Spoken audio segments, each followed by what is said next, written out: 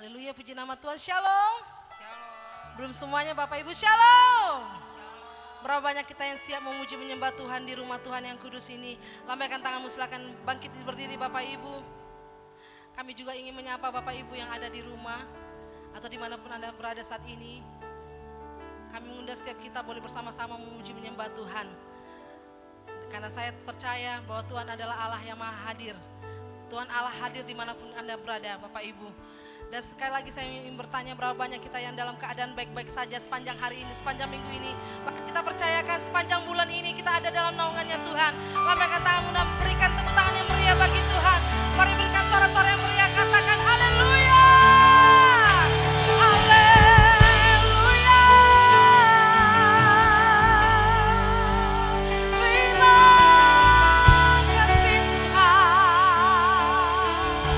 Terima kasih Yesus. Kami mau memuji-Mu, kami mau menyembah-Mu, kami mau bersorak-sorai bagi nama-Mu yang kudus. Haleluya.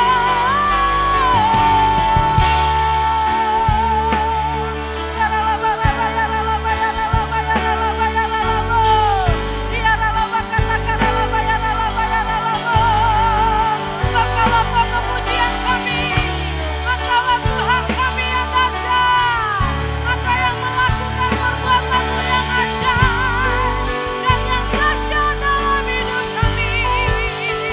Haleluya. Terima kasih Tuhan, terima kasih Yesus. Kami mengangkat kedua tangan kami di hadapan-Mu ya Bapa yang baik. Pagi hari ini ya Tuhan Yesus, di hari Sabat-Mu ya Tuhan, hari yang kudus ya Tuhan Yesus. Di dalam rumah-Mu yang kudus ya Bapa, kami mengangkat kedua tangan kami ya Tuhan. Kami mau bersyukur untuk semua kebaikan-Mu ya Tuhan. Kami mau bersyukur ya Tuhan untuk setiap perbuatan-Mu yang ajaib dan yang dahsyat ya Tuhan dalam kehidupan kami Bapa. Engkau Allah yang menghantarkan setiap kami memasuki bulan yang ke-11 di tahun 2020 ya Tuhan. Bukan karena kekuatan dan kegagahan kami ya Bapa, tapi kami percaya Bapa yang baik, semuanya karena anugerah-Mu ya Tuhan. Kami hidup oleh karena anugerah-Mu ya Tuhan. Dan biarlah Engkau Allah yang terus berjalan bersama dengan kami ya Bapa yang baik, sampai kami mengakhiri ya Tuhan tahun ini ya Bapa dengan penuh sukacita, kekirangan dan sorak-sorai yang daripada-Mu ya Bapa yang baik. Terima kasih Bapa, terima kasih ya Tuhan. Dan saat ini Bapa di dalam rumah-Mu ini Bapa yang baik, kami siap membawa pujian penyembahan kami yang terbaik hanya bagi nama-Mu ya Tuhan. Kami percaya Tuhan pagi hari ini akan menjadi ibadah yang berkemenangan di dalam-Mu ya Tuhan. Karena kami tahu dan kami percaya Tuhan, Engkau akan membukakan tingkap-tingkap langit memberkati setiap kami. Ada kemenangan, ada kelepasan, ada kesembuhan Tuhan. Bahkan mujizat Tuhan yang nyata ya Bapa atas seluruh kehidupan kami Bapa yang baik. Terima kasih ya Tuhan. Kami mau dedikasikan ibadah kami hanya bagi kemuliaan nama-Mu saja ya Tuhan. Kami yang percaya bersama dengan saya katakan amin. Silakan duduk kembali Bapak Ibu.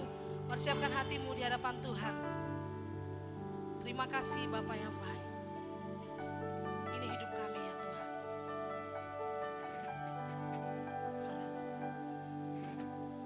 Roh-Mu yang hidup penuhiku, mengalir dalamku. Jiwaku tenang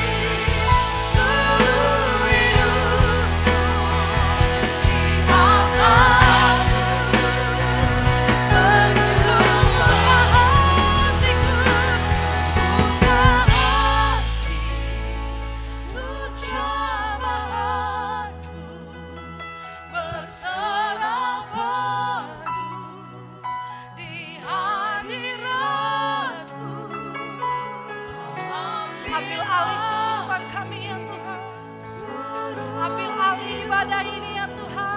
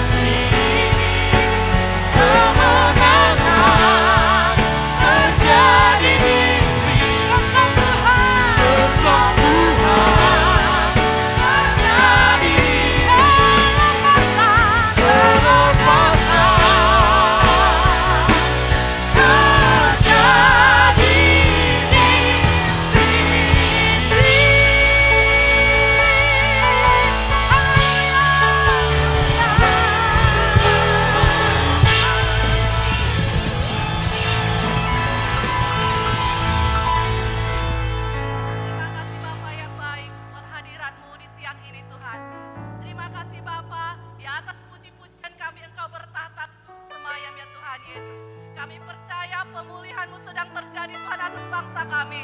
Pemulihan-Mu juga terjadi atas keluarga-keluarga. Pemulihan-Mu juga terjadi atas pribadi, lepas pribadi saat ini Tuhan. Engkau melawat umat-Mu ya Bapa. Terima kasih Bapa. Apa yang pernah hilang Tuhan dalam kehidupan kami, kesehatan kami, sukacita kami, finansial kami, bahkan pekerjaan kami. Saat ini kami berkata Tuhan, Engkau akan pulihkan dan mengembalikannya Tuhan. Di dalam nama Yesus, dalam nama Yesus. Seperti Engkau memulihkan keadaan Ayub Tuhan. Engkau memulihkan apa yang pernah hilang dalam kehidupannya. Itu terjadi Tuhan atas umat-Mu, atas gereja-Mu, bahkan atas bangsa kami Indonesia. Terima kasih Bapa yang baik. Terima kasih Tuhan. Dan dari tempat ini kami mengangkat tangan kami berkati bangsa kami Indonesia. Kami berkati kota kami Tarutung Tapanuli Utara. Biarlah kemuliaan Tuhan semakin nyata atas bangsa Indonesia, atas kota Tarutung Tapanuli Utara. Terima kasih Bapa yang baik. Berkati Tuhan pemimpin rohani kami yang ada di tempat ini. Buat gembala sidang kami Tuhan, Pak Gunan, Pak Ngabian. Kau berkati hamba-Mu Tuhan beserta keluarga besarnya. Dimanapun berada Tuhan, aman dalam perlindungan-Mu. Kau sertai hamba-Mu Tuhan dengan tanda-tanda ajaib Tuhan. Bahkan umur panjang menjadi kemilik kepunyaan hamba-Mu ya Tuhan. Terima kasih Bapa yang baik. Ini kami Tuhan umat-Mu, dimanapun berada, ada di tempat ini maupun di rumah-rumah. Biarlah sukacita damai sejahtera-Mu mengalir bagi setiap kami. Dan kami percaya Tuhan, berkat Tuhan yang menjadikan kami kaya. Susah payah tidak akan menambahinya. Apa yang kami kerjakan berhasil dan beruntung. Terima kasih Bapa. Mari umat Tuhan yang menerima kemenangan pada siang ini bersama saya katakan amin. Mari berikan suara-suara yang mulia bagi Tuhan. Sorakan haleluya. Haleluya. Shalom Bapak Ibu. Shalom, lambaikan tanganmu. Shalom. Shalom. Saya rindu bertanya berapa banyak di antara Bapak Ibu yang baru pertama kali hadir beribadah di gereja GBI Tarutung Kota. Lambaikan tangan Bapak Ibu yang baru pertama kali hadir. Haleluya, ada satu di belakang, ada lagi Bapak Ibu. Selamat datang di tempat ini, selamat bergabung memuji menyembah Tuhan di tempat ini. Mari coba lihat sampingan kirinya Bapak Ibu. Coba sebentar kita buka dulu selama praise ini, selama pujian ini maskernya Bapak Ibu. Coba buka dulu sebentar maskernya. Mari berikan senyum yang termanis, yang terbaik. Sampingan kiri katakan selamat hari Minggu, Tuhan Yesus memberkati. Haleluya. Berikan salam senyum. Kanan kiri katakan selamat hari Minggu. Haleluya. Semua yang tepuk tangan atas kepala Bapak Ibu. Kasih yang begitu besar, lebih kuat dari dosa. Kasih yang menemukanku, selamatkan dan pulihkanku. Bersama-sama katakan, ku naikkan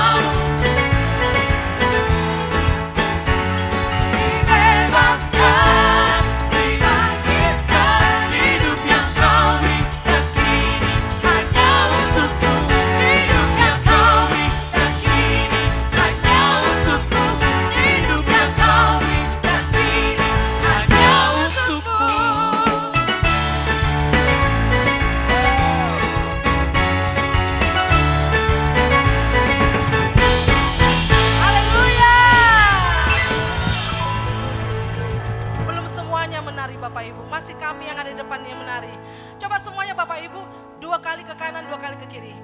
Siap? Amin. Takkan berhenti memuji namamu selalu. Dibebaskan, dibangkitkan hidup yang Hanya Bapak Ibu saja katakan. Hanya jemaat saja katakan. Takkan berhenti.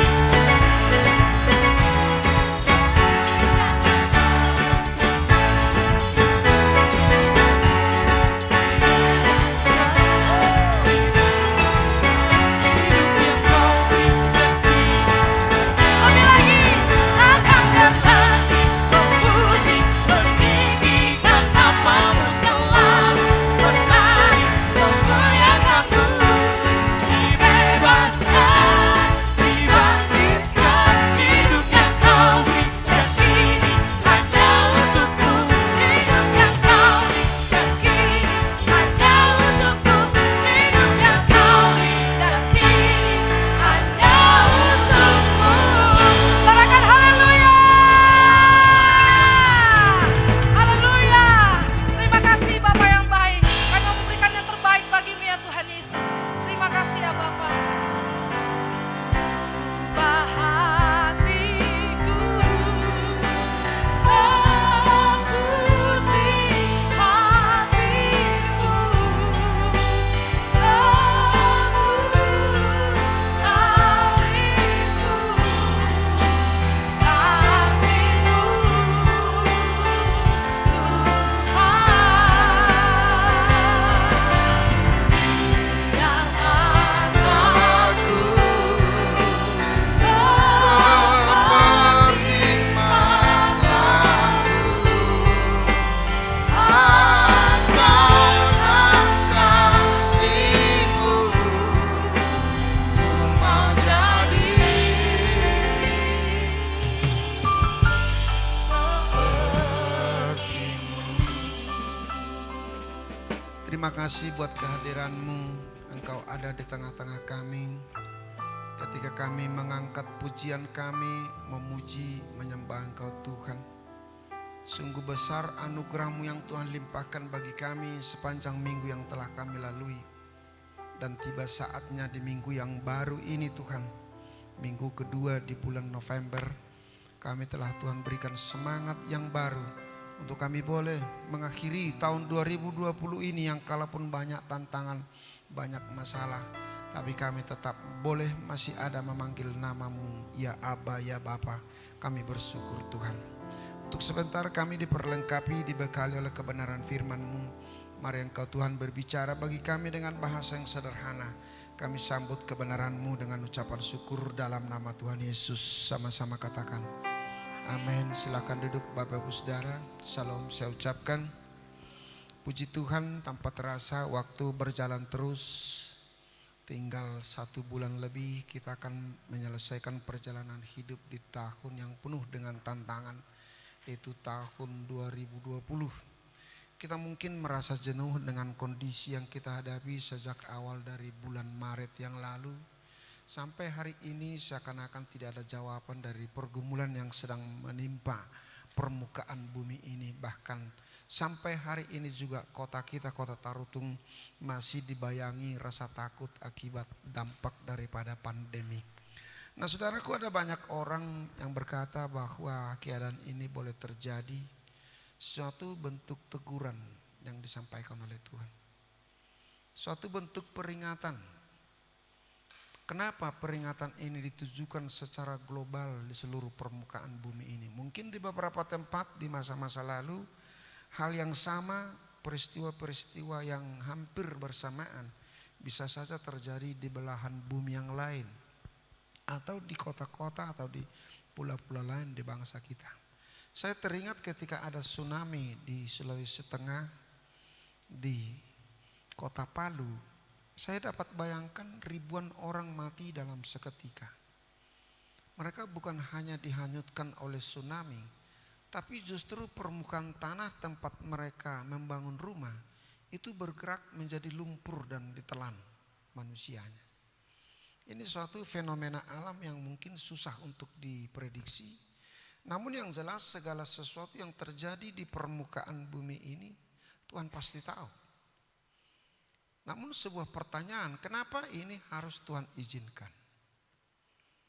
Nah, mungkin secara lokal kita bisa bayangkan ada juga masalah pribadi kita di tengah keluarga, pekerjaan, bahkan hubungan-hubungan sosial kita satu dengan yang lain. Yang terkadang kita juga bertanya-tanya, ada apa dengan masalah ini? Tapi seperti yang saya katakan tadi bahwa tidak ada suatu masalah, peristiwa, mau suka maupun duka di bumi ini tanpa sepengetahuan Tuhan. Nah, yang menjadi pertanyaan seperti yang saya katakan tadi, kenapa Tuhan izinkan? Nah, jadi kalau kita memiliki suatu pemahaman bahwa peristiwa ini adalah suatu bentuk teguran, itu bukan teguran supaya kita menderita, supaya kita susah. Tapi justru Tuhan sedang mengulurkan tangan untuk mengasihi kita, supaya kita kembali kepada hakikat awal daripada kasih Kristus yang telah diberikan bagi kita. Jadi kita anggap ini seluruh persoalan adalah uluran tangan Tuhan, sentuhan kasih Tuhan untuk mengingatkan kita. Yang kalaupun ada di antara teman-teman kita, sahabat kita atau korban yang jatuh dan tidak hidup lagi. Nah, ini adalah suatu sinyal di mana Tuhan masih memberikan kesempatan bagi saudara dan saya untuk boleh mendengar peringatan ini. Nah, saudaraku yang dikasih oleh Tuhan, ayat yang tertulis dalam kitab Ayub pasal 5 ayat 17, saya bacakan bagi kita di sini. Sesungguhnya berbahagialah manusia yang ditegur Allah, sebab itu janganlah engkau menolak didikan yang maha kuasa. Nah, di dalam teguran itu ada proses pembelajaran, kita sedang dididik. Nah, ketika seorang anak salah, maka orang tuanya mau tidak mau harus menegur, menasehati, mengingatkan dengan catatan supaya anak ini jangan terulang kembali melakukan hal yang sama, supaya anak ini menjadi anak yang benar. Dia memukul si anak, mencubit, memberi rotan. Bahkan anak-anak seakan-akan masuk dalam penderitaan, itu bukan berarti tidak disertai dengan kasih. Jadi kalau pandemi ini boleh terjadi, masalah di keluargamu boleh terjadi, di pekerjaanmu boleh terjadi, masalah kesehatanmu boleh terjadi. Itu semua satu bentuk peringatan, uluran tangan Tuhan untuk mengasihi saudara dan saya. Sehingga kalau kita meresponi keadaan ini dengan cara pandangnya Tuhan, cara berpikirnya Tuhan, sebenarnya tidak ada suatu hal yang harus kita komentari tentang keadaan ini. Nah, boleh saya katakan bahwa hari-hari ini Tuhan ingin mempertegas status keimanan kita lewat persoalan ini. Karena ternyata persoalan itu tidak akan pernah dijanjikan oleh Tuhan itu tidak ada, selalu ada. Tapi sekarang Tuhan mau bertanya, bagaimana responmu, bagaimana respon saya ketika masalah, ketika persoalan itu datang menghampiri saya. Nah, sekarang yang diminta oleh Tuhan sebagai seorang yang memiliki identitas orang percaya kepada Tuhan, sekarang kita sedang dipertanyakan bagaimana sikap kita ketika kita ditegur oleh Tuhan lewat seluruh keadaan yang terjadi dalam kehidupan kita. Apakah sebaliknya kita frustrasi? Atau mungkin kita tawar hati, atau mungkin menuduh Tuhan itu berbuat seenaknya, membuat saya menderita. Ada banyak orang Kristen gagal meresponi keadaan yang terjadi hari-hari ini. Frustrasi. Akan tetapi puji Tuhan, kita sampai hari ini tetap percaya bahwa di balik permasalahan ini, di balik persoalan ini Tuhan punya rencana. Dan Tuhan mengizinkannya boleh terjadi karena Dia mengasihi kita, saudara. Nah, jadi saudaraku yang dikasih oleh Tuhan, mari renungkan baik-baik. Jangan sikapi keadaan yang terjadi hari-hari ini dengan sikap menolak didikan ini. Tapi terimalah didikan ini dengan tulus. Dari sudut pandang kasih Tuhan yang telah ditaruhkan dalam hidupmu dan hidup saya. Karena setiap teguran itu disertai dengan sanksi. Disertai dengan tindakan yang lebih berat. Disertai dengan hukum. Baik dalam hukum duniawi maupun dalam hukum alam maupun dalam hukum ilahi. Nah, di dalam kitab Amsal pasal 15 ayat 10 dikatakan di sini, didikan yang keras adalah bagi orang yang meninggalkan jalan yang benar. Dan siapa benci kepada teguran akan mati. Resikonya sangat besar, saudara. Jadi bagaimana firman Tuhan hari ini mengingatkan kita untuk kita tetap memiliki sikap yang positif terhadap situasi dan keadaan ini supaya apa? Supaya kita jangan kena sanksi. Didikannya keras, di mana-mana banyak korban bermatian, saudara. Bahkan menakutkan. Yang kalaupun pada akhirnya sembuh tapi sudah ada kekhawatiran beberapa minggu menggerogoti pikiran dan perasaannya. Nah, didikan ini keras. Bukan hanya sekedar dicolek, saudaraku. Bukan hanya sekedar dilepaskan kata-kata kepada kita. Tapi suatu saat kita akan dijewer. Kita akan diketuk. Malah ditempeleng, saudara. Sehingga pada saat ini kalau Amsal 15 berkata, didikan yang keras. Kenapa dia harus mendidik kita dengan keras? Karena mungkin kita anggap sepele sentuhan ajakan atau sapaan yang telah Tuhan berikan bagi kita lewat persoalan-persoalan kecil yang ada dalam rumah tangga kita misalnya. Nah, di dalam Amsal 29 ayat 1 juga dikatakan, siapa bersih tegang leher walaupun telah mendapat teguran akan sekonyong-konyong diremukan tanpa dapat dipulihkan lagi. Nah, ini sanksi yang paling berat. Tanpa dapat dipulihkan lagi. Dalam bahasa Batak lebih jelas dikatakan seperti daun yang putus dari tangkainya. Ripur sohaulahan bulung. Artinya dia patah dari tangkainya, terbuang jadi sampah. Namun Tuhan masih memberikan kita kesempatan untuk tetap memiliki keterikatan dengan Tuhan sehingga kita tidak ditanggalkan sedemikian rupa, saudaraku. Jadi saudara yang dikasih oleh Tuhan, mari renungkan baik-baik. Keadaan yang terjadi hari-hari ini, kalau memang kita sikapi itu merupakan sebuah peringatan dan teguran, maka sikapilah dia dengan tulus bahwa itu adalah tanda kasih yang Tuhan berikan bagi saudara dan saya. Amin. Dia tidak membenci saudara. Dia tidak ingin menyakiti saudara dan saya. Tapi dia ingin membentuk kita kembali seperti pribadi-pribadi yang utuh di hadapan Tuhan. Sebab lebih dipertegas lagi di Ayub pasal 5 tadi. Ayat 18 dikatakan, karena dialah yang melukai, tetapi juga yang membebat. Dia yang memukuli, tetapi yang tangannya menyembuhkan pula. Nah, dari 6 macam kesesakan engkau diluputkannya, dan dalam 7 macam engkau tidak kena malapetaka. Dan pada masa kelaparan engkau dibebaskannya dari maut, dan pada masa perang dari kuasa pedang. Itulah otoritas, kedaulatan Tuhan yang ada bagi setiap kita. Sehingga tidak ada alasan bagi saya untuk kecewa dengan keadaan ini, tidak. Tapi saya tetap bersyukur. Karena ketika saya orang yang dikasihi oleh Tuhan, ketika mungkin saya hari-hari ini lemah, ketika mungkin hari-hari ini saya kurang begitu serius dengan Tuhan, maka Tuhan mengingatkan saya lewat peristiwa keadaan yang ada di sekeliling kita. Beruntunglah kita Bapak Ibu Saudara masih bisa bertahan sampai hari ini untuk boleh belajar mencermati hal-hal apa sebenarnya yang akan kita lakukan di dalam perjalanan kehidupan kita yang penuh dengan tantangan ini. Nah, saudaraku yang dikasih oleh Tuhan, kalau kita bisa melihat hal apa yang sedang ditegur Tuhan lihat keadaan ini. Mungkin kita secara umum berkata memang banyak dosa kita. Mungkin Tuhan mulai bosan. Kata Ebit Giade, ingat Tuhan tidak pernah bosan dengan saudara dan saya.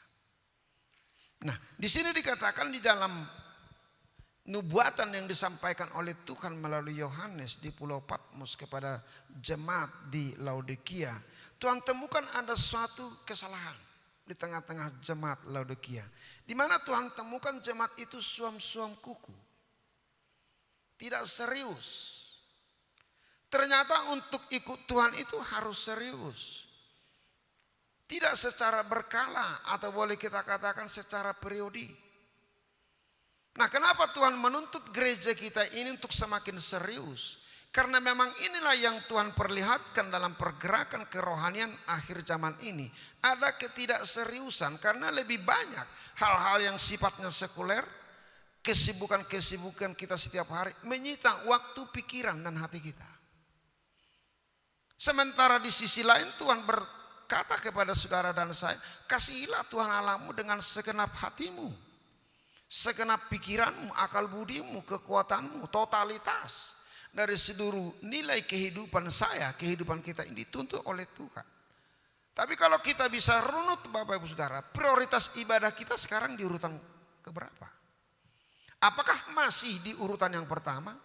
Atau justru sudah bergeser ke urutan kesekian? Sehingga suatu saat Tuhan harus mengingatkan orang yang dikasihinya untuk kembali kita kepada urutan pertama tersebut. Suam-suam kuku. Coba saudara renungkan di jemaat yang di Laodikia ini. Tuhan berkata, aku tahu segala pekerjaanmu. Engkau tidak dingin dan tidak panas. Alangkah baiknya jika engkau dingin atau panas. Jadi karena engkau suam-suam kuku dan tidak dingin atau panas, aku akan memuntahkan engkau dari mulutku. Nah, jemaat di Laodikia membela diri.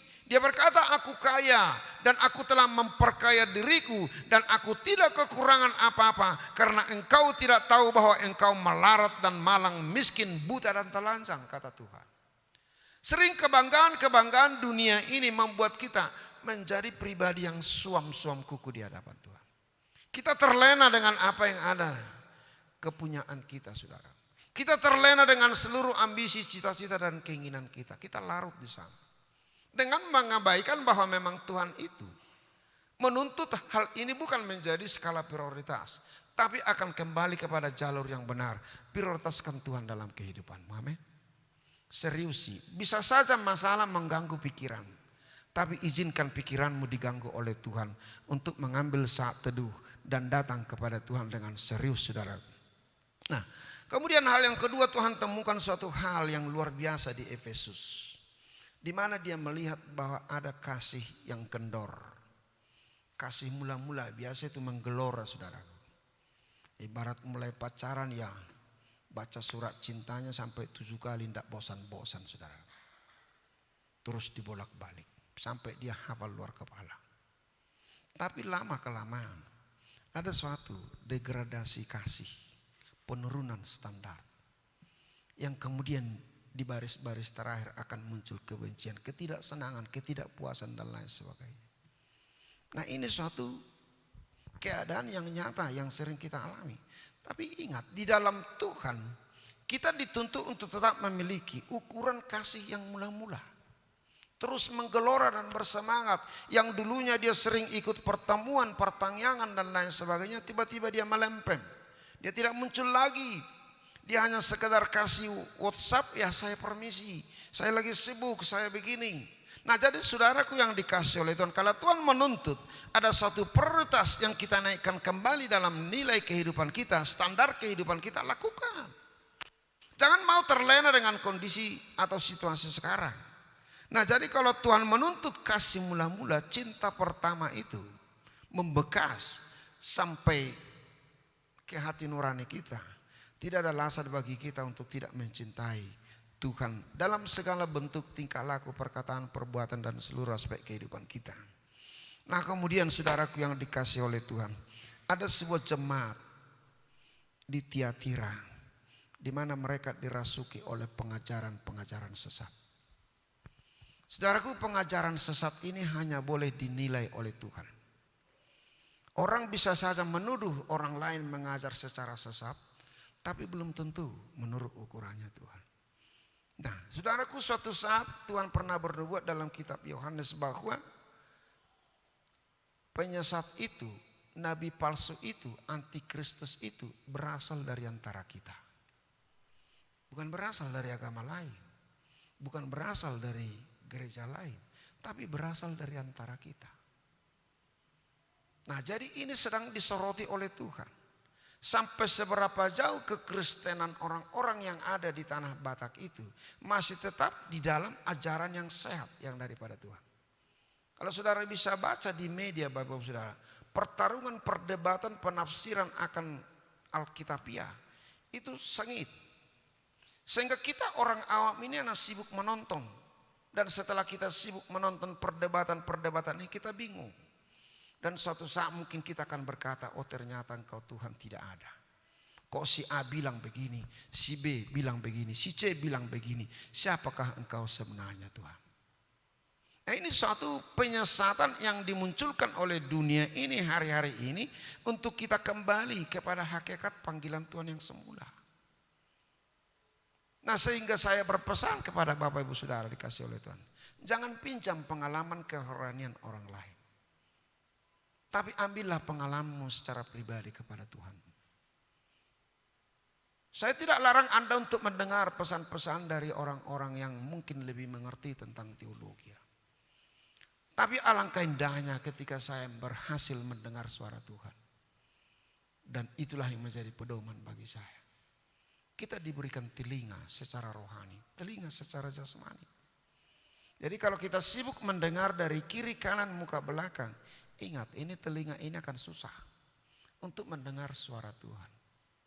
Nah, bagaimana saya untuk boleh mendengar suara Tuhan? Ya, seperti yang dikatakan tadi, kembalikan kasihmu yang mula-mula. Jangan jadikan hidupmu menjadi pribadi yang suam-suam kuku. Nah, kenapa ini sangat penting untuk boleh kita raih kembali? Karena memang hari-harinya Tuhan tidak akan terlalu lama lagi, saudara. Tidak akan terlalu lama. Orang bisa bersemangat untuk menggapai cita-cita. Tapi kalau tiba-tiba Tuhan hentikan, mau bilang apa? Gereja bisa bikin program yang luar biasa.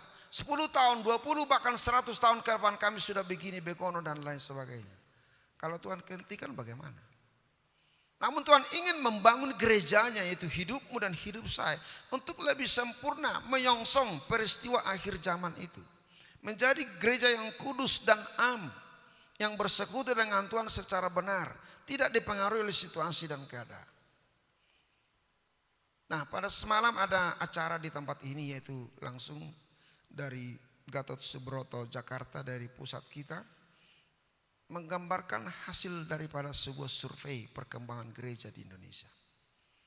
Di sana didapatkan bahwa gereja-gereja kelas menengah yang kecil justru lebih besar nilai pertambahan pergerakan gerejanya ketimbang gereja-gereja yang besar. Artinya bahwa gereja-gereja yang sederhana itu justru hari-hari ini mengalami kebangunan rohani yang sangat luar biasa dibanding dengan gereja-gereja yang besar, yang luks dan lain sebagainya.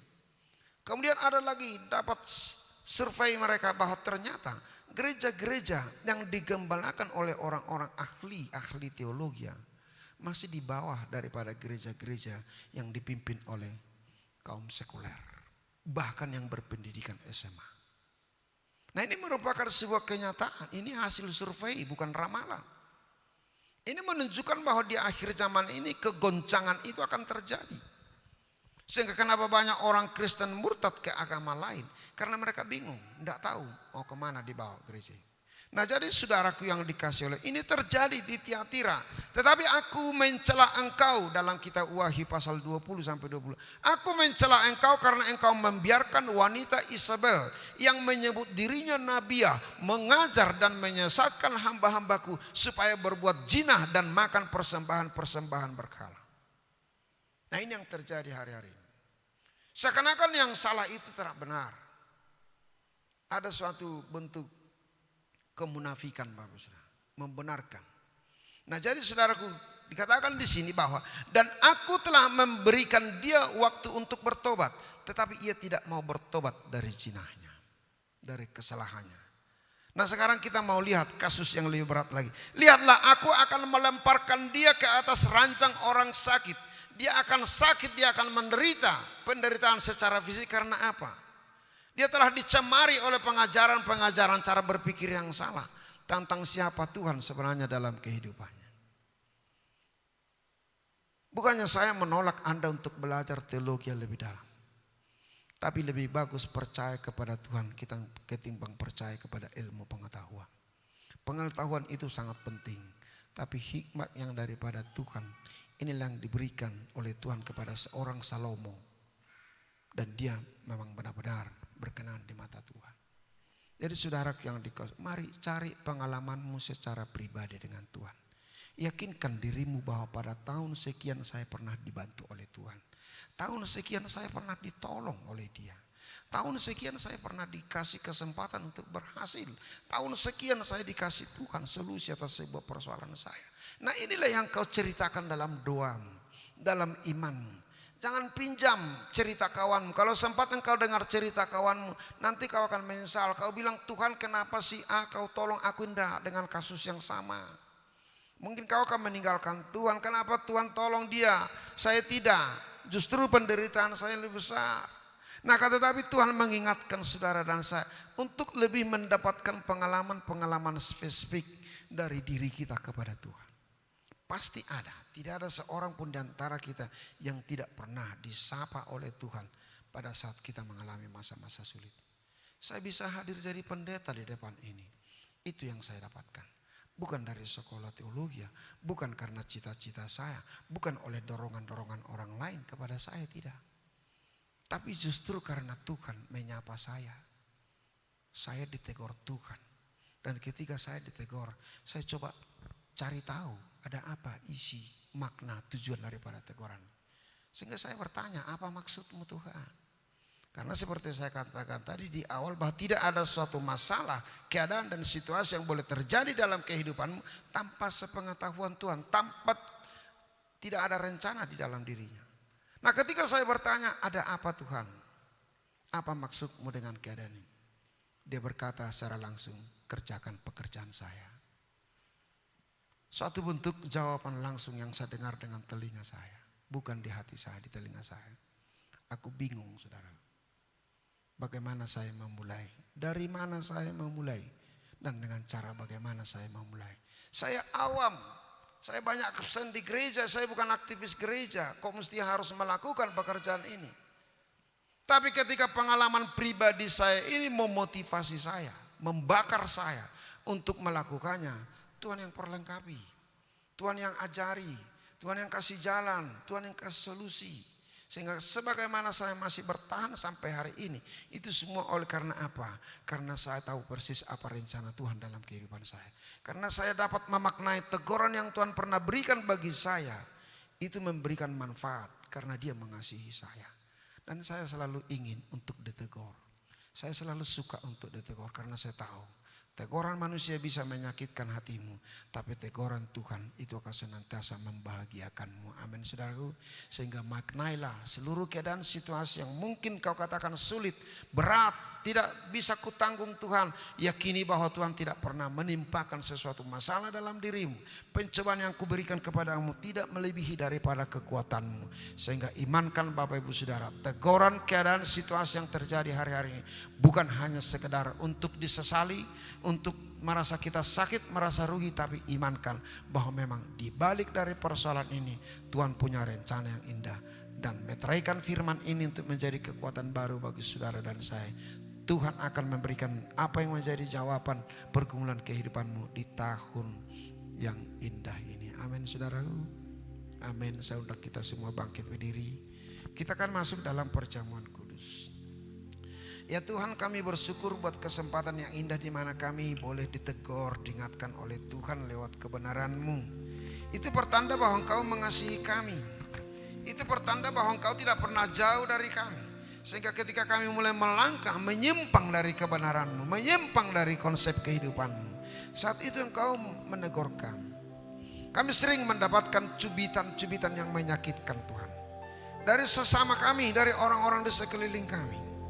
Dan kami tidak menyadari bahwa itu adalah satu bentuk uluran tangan Tuhan yang mengingatkan kami. Untuk itu Tuhan, kami akan selalu siap dibentuk. Kami akan selalu siap dinasehati, ditegur dan diperbaiki oleh Tuhan.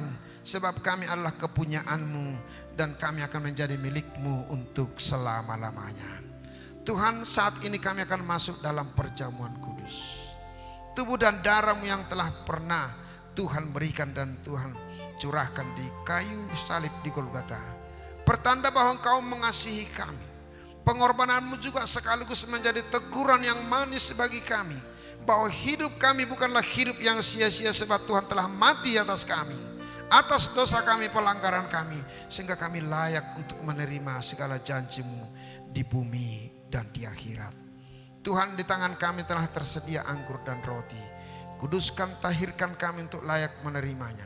Jika ada sesuatu kepahitan, kegeraman, dendam, amarah yang masih tersimpan di hati kami, bagaimana supaya tubuh dan darah boleh bekerja untuk meluruskan kehidupan kami. Hapuskanlah itu Tuhan. Dan kami rela saat ini untuk merendahkan hati. Ampuni kami Tuhan dari segala kekurangan kami. Terima kasih Yesus untuk sebentar kami masuk dalam perjamuan kudus ini. Urapi kami setiap anak-anak-Mu. Urapi roti dan anggur ini. Mari angkat roti tinggi-tinggi di hadapan Tuhan. Sebab apa yang telah kuteruskan kepadamu telah aku terima dari Tuhan, yaitu bahwa Tuhan Yesus pada malam waktu ia diserahkan mengambil roti, dan sesudah itu ia mengucap syukur atasnya, ia memecah-mecahkannya dan berkata, inilah tubuhku yang diserahkan bagi kamu, perbuatlah ini menjadi peringatan akan aku. Bukankah roti yang atasnya kita mengucap syukur adalah persekutuan kita dengan tubuh Yesus? Amin. Mari makanlah dalam nama Tuhan Yesus.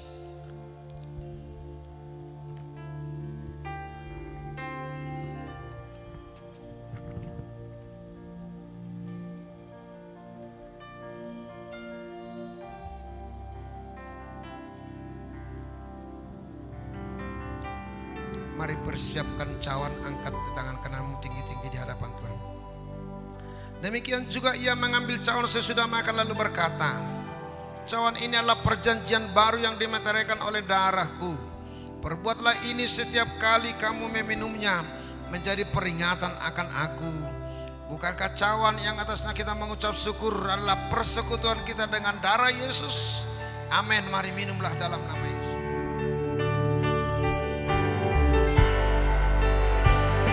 Ucapkan syukur kepada Tuhan. Terima kasih Yesus buat segala pengorbananmu ya Tuhan, yang Kau berikan bagi kami.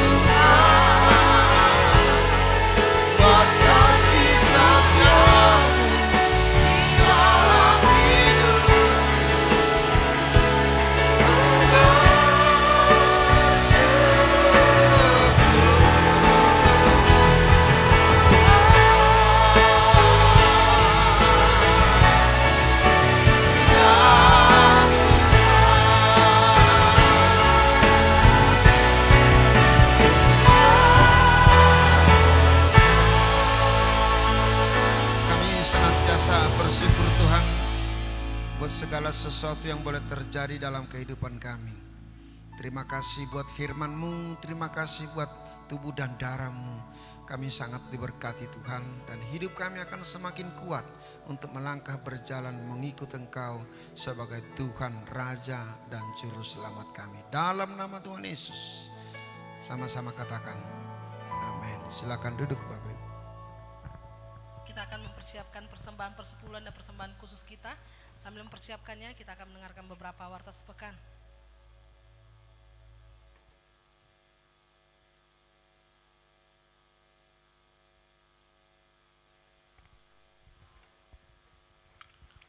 Shalom Bapak Ibu kasih Tuhan. Pengumuman GB Tarutung Kota Minggu 8 November 2020. Kami mengucapkan selamat datang bagi Bapak Ibu Saudara jemaat yang datang beribadah di GB Tarutung Kota, dan juga bagi jemaat yang saat ini beribadah online lewat Facebook maupun radio 107,7 FM. Dan terima kasih sudah bergabung bersama dengan kami dalam ibadah onsite dan online hari ini. Pada hari ini kita akan memberikan persembahan persepuluhan kita masing-masing dalam dan persembahan umum, sekaligus Bapak Ibu dapat memasukkan persepuluhan ke dalam amplop khusus dan persembahan umum dapat dimasukkan ke dalam amplop putih yang telah disediakan dan memasukkannya ke dalam kotak persembahan di pintu keluar setelah ibadah selesai. Dan kami ingatkan kepada kita semua untuk tetap menjaga jarak satu dengan yang lain. Dan bagi jemaat yang beribadah di rumah secara online, persembahan dapat diantar langsung ke gereja atau dapat juga ditransfer melalui rekening bank gereja. Bapak Ibu jemaat Tuhan dapat menuliskan nomor WhatsApp masing-masing di amplop persembahan agar sekretaris gereja dapat menginformasikan pengumuman-pengumuman penting di seputar jadwal dan info gereja. Berikut beberapa warta dan jadwal kegiatan sepekan di gereja kita. Menara 2 berjalan seperti biasa dengan jadwal yang tertera di layar. Pengerja dan jemaat dapat menyesuaikan waktu dan jadwal yang akan diikuti. Khusus untuk pengerja diwajibkan untuk dapat mengisi jadwal Menara 2. Pada hari Rabu akan diadakan ibadah mesbah keluarga atau family altar di tempat ini. Ibadah keluarga ini juga disiarkan secara live streaming di Facebook pada pukul 19.30 WIB. Kami menghimbau seluruh jemaat dan pengerja untuk ikut serta dalam ibadah ini, dan seluruh FFA yang ada disilakan bergabung dalam ibadah ini juga. Pada setiap hari Sabtu akan diadakan 2 puasa di tempat ini pada jam 10 WIB. Untuk jadwal ibadah raya minggu depan akan diadakan sebanyak 3 kali ibadah, yaitu ibadah pertama jam 8 WIB, ibadah kedua jam 9.30 WIB, dan ibadah ketiga jam 11 WIB. Dan seluruh ibadah akan disiarkan juga secara live di Facebook GBI Tarutung Kota dan radio komunitas GBI Tarutung Kota di gelombang 107,7 FM. Dan ibadah anak sekolah minggu tetap dapat mengikuti ibadah online Superbook streaming di channel YouTube Superbook Indonesia.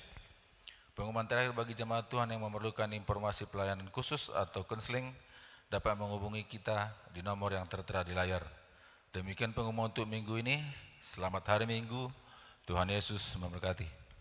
Kita akan menyelesaikan ibadah kita pada siang hari ini. Kami mengundang Bapak Ibu boleh bangkit berdiri.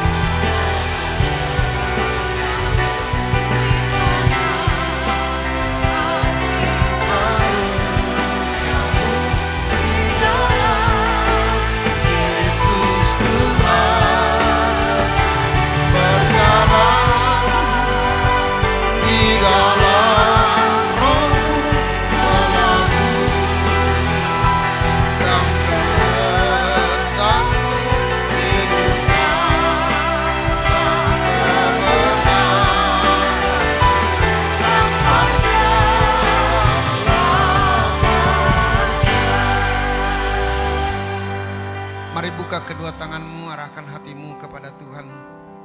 Terimalah dan bawalah pulang berkat damai sejahtera yang berlimpah-limpah dari Bapa di surga, dan cinta kasih yang sempurna dalam pribadi anaknya Tuhan Yesus Kristus Tuhan kita, serta berkat persekutuan dengan Roh Kudus akan menuntun perjalanan kita hari ini sampai Maranatha, bahkan untuk selama-lamanya. Dalam nama Tuhan Yesus kita yang percaya diberkati, katakan bersama amin.